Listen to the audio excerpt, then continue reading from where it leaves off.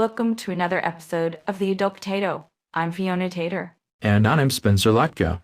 One of the more active posts on social media this week was that of a video posted regarding the water at Harvest Village. Just spot checking a few of the numbers on the zone test, uranium and arsenic were below EPA safe levels, while lithium was double the EPA's level of zero point zero 0.01 parts per million, coming in at 0.021. One common source of lithium in drinking water is oil and gas field drines, although we don't know what the cause is here. But we do know there are conflicting stories on the effect of low levels of lithium in drinking water. The town's website does have a page for water quality, but thus after only through the end of 2021, with the exception of the copper tests. So let's figure this out. This kind of stuff is a conspiracy theorist wet dream, and God knows we don't need them reproduce so. In a previous episode, we brought up the topic of business licenses, something that the town used to issue but no longer does. We were able to get some additional information on that, and it is a lot more complicated than the town just dropping the ball. The state of Colorado passed new legislation regarding when municipalities can require business licenses, in addition to more legislation going into effect this summer that is far from clear. That may result in further changes. Once the dust settles on all of that, the town will adjust the requirements and put them into effect. With respect to sales tax for Wellington, business owners get their sales tax license through the state, which collects and then pays out for the state, county, and our statutory town taxes. New businesses in town may want to update their state revenue online accounts, as we've heard that some businesses even have emails from the town stating that they don't have to collect sales taxes for Wellington right now. The new business liaison person is going to have her hands full with this, especially since the town website still states that the town requires all businesses maintaining or engaging in business, including service-oriented businesses, within the town of Wellington to obtain an annual business license to conduct business in the town of Wellington, along with a link to download a business application. The only update for 2023 is under 2023 renewal message, not something that new businesses aren't likely to pay attention to. Fortunately, the town has that extra lithium in the water to keep everyone calm while this gets figured out. This week we're continuing our Wellington Gold series, where we focus on organizations in town that help support and build our community, with our interview this week being Bonnie Money from the Rockabilly Vixens. Welcome to another episode of Wellington Gold. Today we are interviewing Bonnie Bunny with the Rockabilly Vixens. Is that right? Did I say that right? Yes, you did. It's the Rockabilly Vixens, yes. I keep thinking I'm doing something wrong there, but oh my gosh, it's so adorable. So, can you tell us who you guys are, how you started, and what it is that you are doing? Yes, so I am Bonnie Bunny. I am the founder and president of the Rockabilly Vixens. I had started this a few years back in my hometown. I'm from Scottsbluff, Nebraska. And the reason why I started it was to be part of the community in my own way, helping others, raise money, bring events to our town. We're from a very small town, so we have a lot of events, but there are a lot of the same events that we've had for over the years. So I wanted to bring something different and fun. So why we still help the community and stuff like that. So that's kind of how I got it started. And then my husband got a job offer here, so we moved here. And I was like, I'm just going to, bring that here to this community, because I've been doing community work since 2013, and it's something that's part of my life now. And even moving here and being new to the community, I knew that I still wanted to do, be part of the community and all of that. So I brought it to this area. I reached out on Facebook and said, I wanted to bring this Rockabilly group. This is what we do. would anybody be interested? And I had several people that were very interested in it. And I was just starting a whole new group for this area. I left the one back at home with a friend. She's taking over and keeping it going. So I started a whole new one here with a new name, everything. So I had these ladies help me from day one, and they have been wonderful to work with, and I've built friendships with them and everything. So, but what we do is we dress up vintage inspired.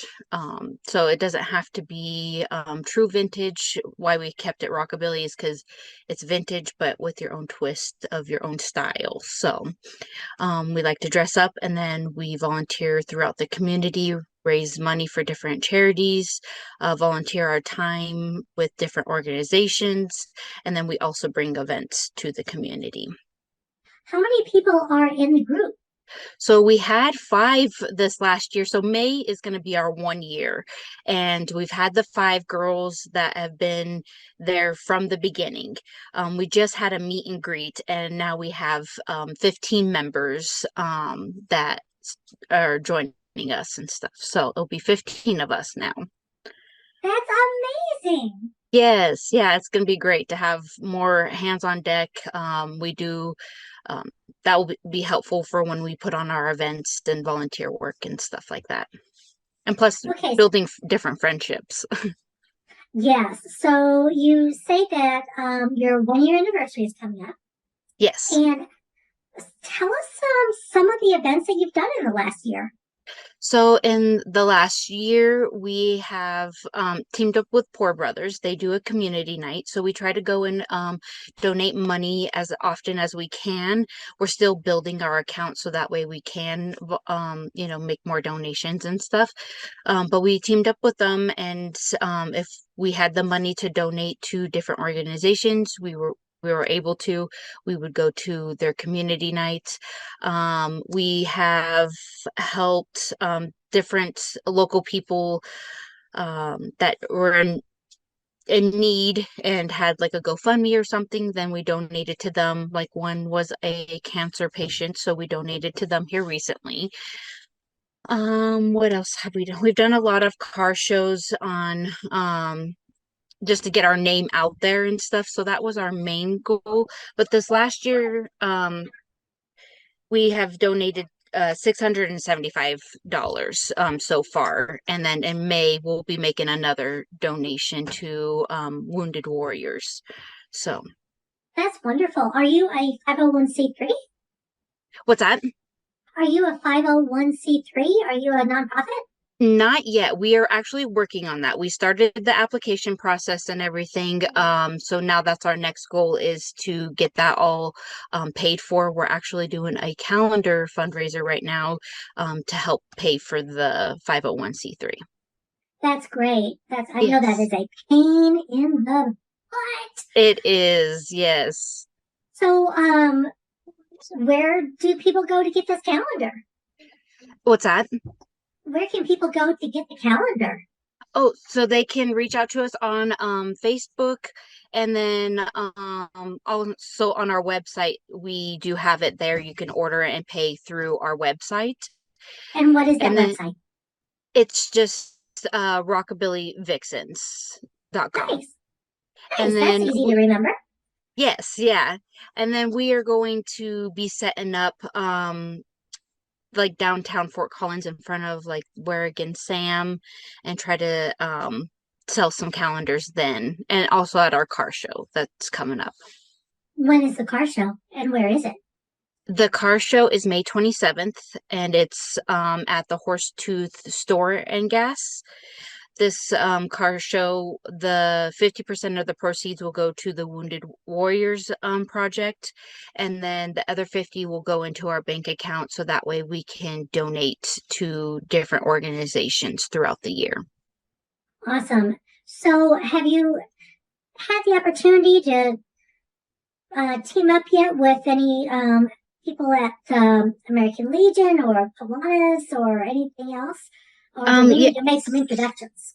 Yeah, so we've teamed up with the food bank. We do feminine repackaging there, which we are trying to work on doing another feminine product drive so that we can get some more products and stuff because they're running low, but that is a big need in our area here. So we've teamed up with them, working on doing another drive with them. And then we're going to be working with My Happy Place, then the Wounded Warrior Projects, suicide awareness, and Habitat for Humanity, American Cancer Society, mental health awareness, domestic violence, and then the Be Kind. So those are the ones that we're focusing on this year, that we want to try to team up with. And That's a beautiful thing. That is awesome. So, what events do you think that Wellington needs to open up their arms and bring out? honestly, the first thing that comes to my mind is the feminine products. Like, I did not realize that that was such a need until we had reached out to the food bank and we're like, how can we help? Well, they have tons of volunteers for like food and food donations, which is great because we need that also.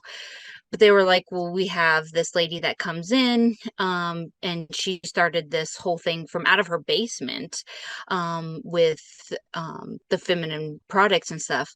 So we went and volunteered the first day, and she told us all about the period poverty and all of this stuff. And we're like, wow, I didn't even realize like that's a thing that people need.